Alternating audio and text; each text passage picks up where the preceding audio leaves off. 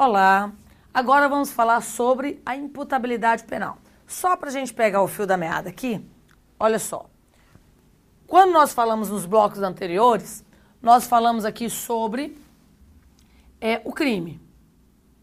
Então nós pegamos o crime aqui e fizemos a análise do fato típico. Matar alguém, fato típico. Sem nenhuma excludente de ilicitude, legítima defesa, estado de necessidade ou estrito cumprimento do dever legal. Então, o rapaz atirou de forma injusta, sem nenhuma justificativa, numa terceira pessoa, tá? Na vítima. O fato foi ilícito. Só que vamos supor que este rapaz, ele estivesse numa situação de coação moral irresistível. Se ele não atirasse na vítima, o filho dele morreria lá na casa dele, tá? Estava sob ameaça de bandidos, tá? Ou ele tem menos de 18 anos, é inimputável, tá? Ele não tem grau de reprovação de sua conduta, ou é doente mental. Então, faltaria para esse fato a chamada culpabilidade. E o primeiro elemento da culpabilidade que nós temos que ter é a imputabilidade penal. Então, para você ter um crime, para a maioria dos doutrinadores que tem a visão tripartida aí, para você ter um crime tem que ter o fato típico, ilícito e culpável, tá? Fato típico, ilícito e também temos que ter a culpabilidade. Então, vamos agora, essa imputabilidade penal que a gente vai estudar, na realidade, é a culpabilidade que nós faremos aí a análise da chamada culpabilidade. Então, vamos lá. Quando nós falamos em imputabilidade penal, nós temos culpabilidade. Para que um fato ilícito seja passível de uma punição legal, temos que ter como condições para a aplicação da pena a imputabilidade, ser maior de 18 anos, mentalmente são, tá? O potencial conhecimento da ilicitude, ou seja, ele tem que ser criado dentro de uma cultura, dentro de uma sociedade, que ele tenha potencial para ir atrás das regras sociais. Porque se ele vive numa sociedade onde um homem se casa com 2, 3, 4 mulheres, tá?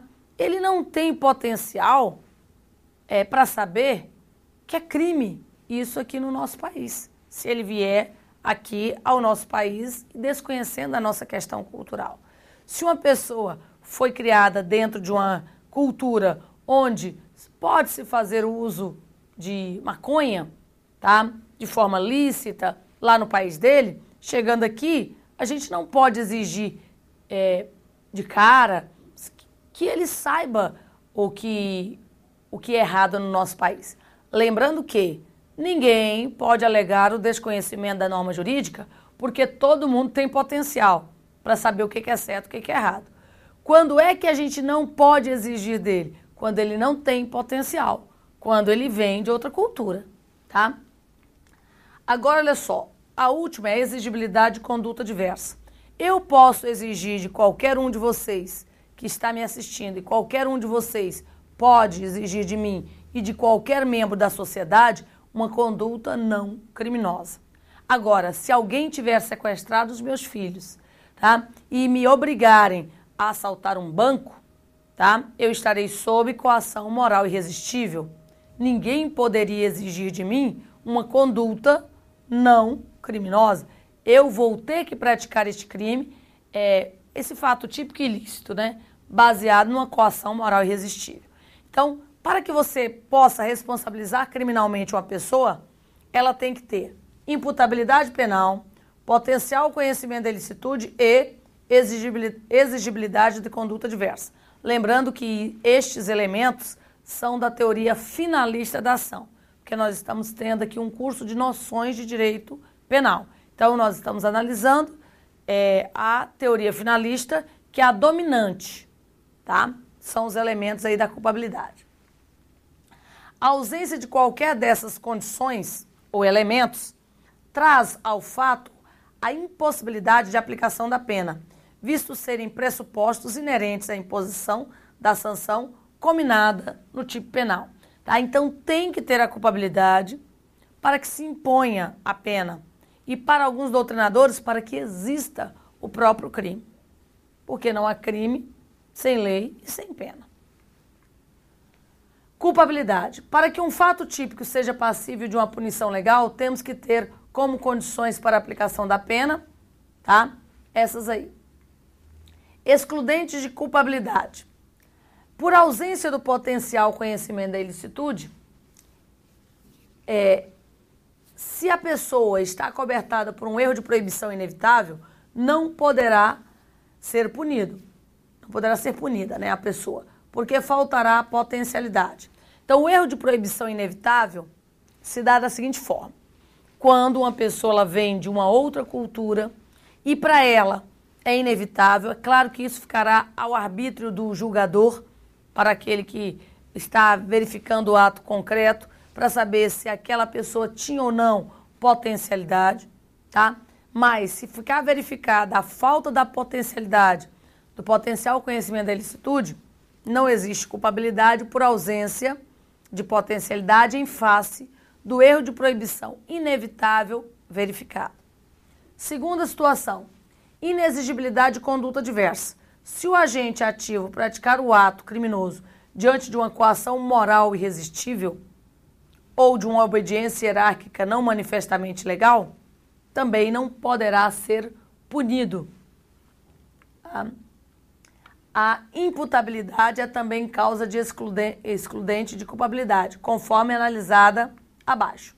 Olha só, inimputáveis. São inimputáveis. Inimputáveis são aqueles que a lei impede a aplicação de pena, podendo ficar sujeitos à medida de segurança, como é o caso dos debilitados em seu desenvolvimento mental e o alienado, que forem inteiramente incapazes de entender o caráter ilícito do fato, tá? O caráter ilícito de sua conduta delitiva.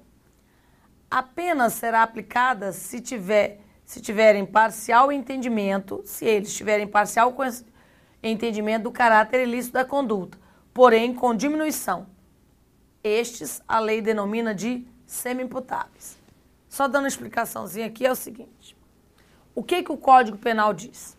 Que todo mundo é imputável, mas para os inimputáveis, aqueles que não têm nenhuma capacidade de conhecer o caráter ilícito do fato, ou de determinar-se de acordo com esse entendimento, por serem debilitados ou alienados mentais e não terem nenhuma capacidade de entendimento ou de determinação, eles não têm culpabilidade.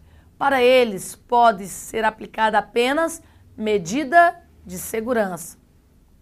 Para aqueles que são semi-imputáveis, ele tem um retardamento, mas é um retardamento leve, tá? Neste caso, eles são considerados semi-imputáveis.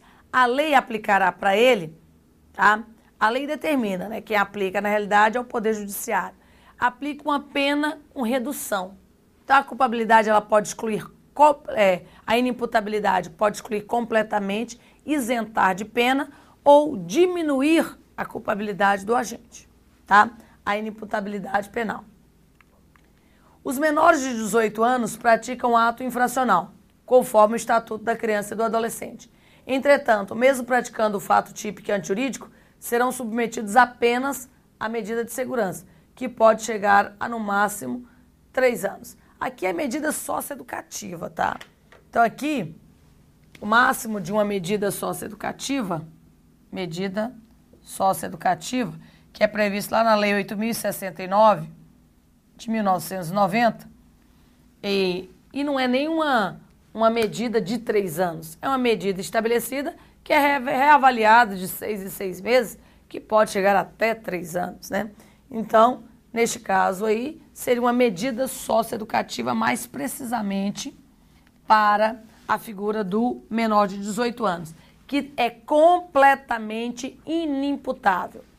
Considera-se maior de 18 a partir das 0 horas do dia que ele faz aniversário e completa 18 anos. Então, a partir das 0 horas do dia que ele completa 18 anos, ele é imputável. Antes disso, ele é absolutamente inimputável. E considera-se praticado o crime no momento da ação ou da omissão, embora outro possa ser o momento do resultado. Então, você tem que verificar, na questão da prova, em que momento o agente praticou o fato ilícito, tá? Agora, olha só. Doença mental e desenvolvimento mental incompleto ou retardado. Aquela primeira informação. É isento de pena o agente que, por doença mental ou desenvolvimento mental incompleto ou retardado, era, ao tempo da ação ou omissão, inteiramente incapaz de entender o caráter ilícito do fato ou de determinar-se de acordo com esse entendimento. Então, nesse caso, ele fica isento de pena, tá? Então, ele é inimputável pleno. Agora, olha só. A pena pode ser reduzida de 1/3 a 2/3, então, diminuída de 1/3 a 2/3, se o agente, em virtude de perturbação, tá? Aí já não é uma doença plena, total, em virtude de perturbação de saúde mental ou por desenvolvimento mental incompleto ou retardado, não era inteiramente capaz, ou seja, ele é relativamente capaz. Então, quando a lei diz não era inteiramente capaz de entender, quer dizer que ele é relativamente capaz. Então, ele tem uma possibilidade de entender de forma relativa o caráter ilícito, que é certo, que é errado, ou ele pode determinar-se de acordo com esse entendimento de forma relativa. Então, nesse caso aí, nós temos o chamado semi-imputável aqui.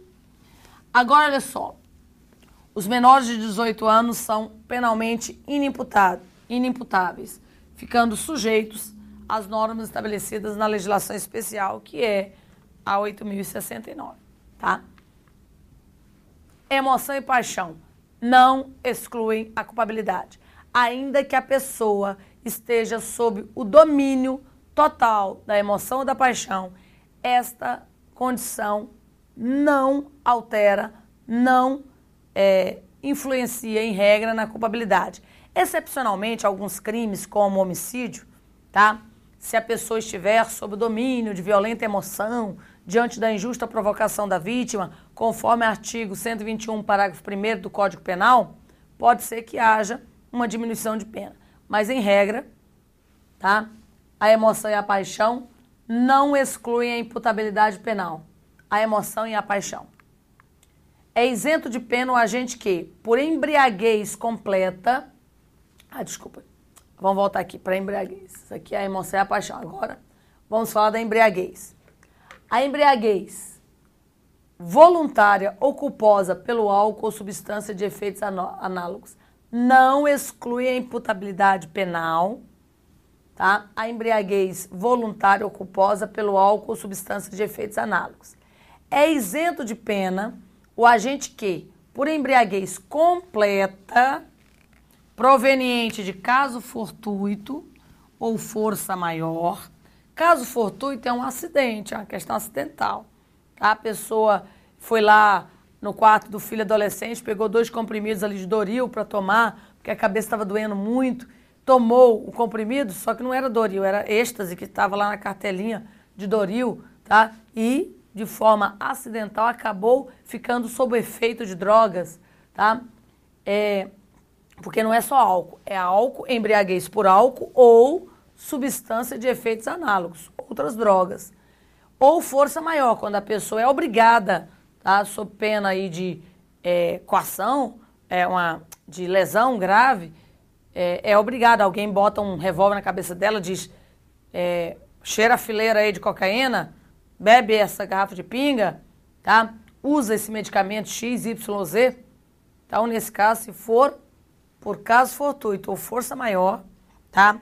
E ele se embriagou e era ao tempo da ação ou da omissão inteiramente incapaz de entender o caráter ilícito do fato ou de determinar-se de acordo com esse entendimento, ele fica isento de pena, tá? Pela embriaguez involuntária, tá? Agora, se ela era... Porque aqui, ó, a emoção e a paixão não exclui a culpabilidade, mas a embriaguez, ela pode vir a excluir, tá? Dependendo dela. A pena pode ser reduzida de 1 a 2/3 se o agente, por embriaguez proveniente de caso fortuito ou força maior, não possuía, ao tempo da ação ou da omissão, a plena capacidade de entender o caráter ilícito do fato ou de determinar-se de acordo com esse entendimento, tá? Vamos aqui analisar essa questão da embriaguez. Então, existe a embriaguez voluntária ou culposa. Voluntária é quando ele usa a droga para se embriagar, quer se embriagar.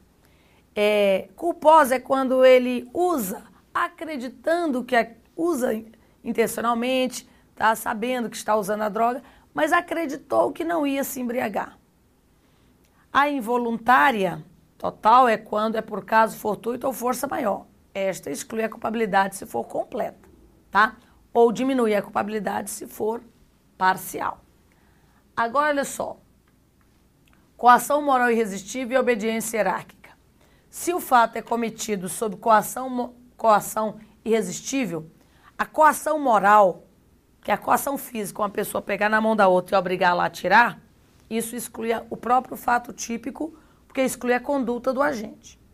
Agora, a coação moral, nós temos aí uma possibilidade dela excluir a responsabilidade penal, ela isentar de pena por inexigibilidade de conduta diversa. Então, se ela for irresistível, aquela que a nenhum homem médio seria exigida aí o enfrentamento, tá? Ninguém precisaria resistir a ela. Agora, se for uma coação resistível, tá? Isso aí não geraria essa excludente, não. Tem que ser coação moral irresistível.